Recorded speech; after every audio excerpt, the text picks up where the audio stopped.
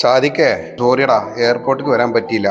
ഞാൻ സിദ്ദീഖിന്റെ കൂടെ അർജന്റ് ആയിട്ട് ഒരു ബൈക്ക് വരേണ്ടി വന്നു. മനോ കുഴപ്പമില്ലടാ, എത്തിക്കണേ. ഞാൻ അൽക്കുസിലെത്തിക്കണേ. എന്തെങ്കിലും ആവശ്യം ഉണ്ടെങ്കിൽ വിളിക്കണ്ടടാ. ഓക്കെ, എന്തായാലും ആവശ്യം ഉണ്ടെങ്കിൽ ഞാൻ വിളിക്കണ്ട്. എന്റെ മനോ സാദിഖ് വിളിച്ചിരുന്നു. സാദിഖിന്റെ ജേഷന്റെ മോനെ എയർപോർട്ടിൽ നിന്ന് എടുക്കാന്ന് പറഞ്ഞിരുന്നു. മുജിനെ ഈ എടുക്കാ. ഞാൻ ഒന്ന് പുറത്തു പോടാ. ഇതാരാ? ജേഷന്റെ മോനാ. ഓനൊന്ന് വിസിറ്റിങ്ങിന് കൊടുന്നതാ. എന്തെങ്കിലും ജോലി ആക്കണം ചെയ്യും. എന്തിനാടാ ഇവനൊക്കെ ഇവിടെ കൊണ്ടുവന്നിരിക്കുന്നത്?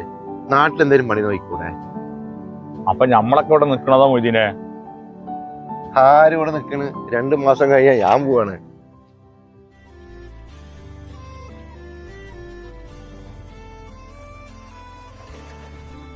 ഇങ്ങോട്ടിയേ അളിയഞ്ചൊക്കെ വന്നിട്ടുണ്ട്. ഒരു 4 സാധനം നിർത്താൻ പറ്റൂടാ? എനിക്ക് കുഴപ്പമൊന്നുമില്ലടാ. എന്റെ റൂം പാർട്ട്ണർക്ക് താല്പര്യം ഉണ്ടാവും തോന്നുന്നില്ല. അത് സാരല്ലേടാ. എന്നാ ഞാൻ വേറെ വല്ല റൂം നോക്കട്ടെ. നീ വേറെ ആരെങ്കിലും റൂമിൽ നോക്കടാ, അവർക്ക് നല്ലത്. തൽക്കാലം നമ്മളെ റൂമിൽ നോട്ടോ മമ്മൂട്ടിയെ. ഒരു സഹായമല്ലേ, എനിക്ക് കുഴപ്പമൊന്നുമില്ല. നീ മുണ്ടായിരിക്കും. അയ്യോമ്മ വേണ്ടാത്ത വണ്ടി മലയായിട്ടിരിക്കുന്നത്. സാധിക ആരപ്പ ഇത്? അത് അളിയഞ്ചക്കനാ, വിസിറ്റിങ്ങിന് കൊടുന്നതാ. ഇജ്ജ് എവിടുന്ന് വരുന്നേ? നല്ല സുഖമല്ലടാ, ഹോസ്പിറ്റലിൽ പോയിട്ട് വരികയാണ്. എന്തിനാ സാധിക്ക ഈ ചെക്കനൊക്കെ ഇവിടെ കൊണ്ടിരിക്കുന്നത്? നാട്ടിൽ എന്തേലൊക്കെ നോയിക്കൂടെ ഇവർക്കൊക്കെ? ചെറുപ്പം പിള്ളേരല്ലേ.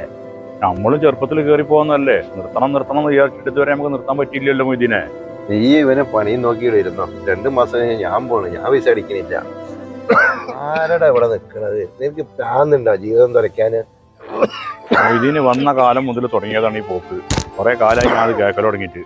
പോവാൻ പറ്റില്ലെങ്കിലും ഇത് പറയുമ്പോൾ ഒരു ആശ്വാസമാണ് പ്രവാസികൾക്ക്. അതൊന്നും ഇപ്പൊ എനക്ക് പറഞ്ഞാൽ മനസ്സിലാവില്ല. ഇതൊക്കെ വന്നിട്ടല്ലേ ഉള്ളൂ.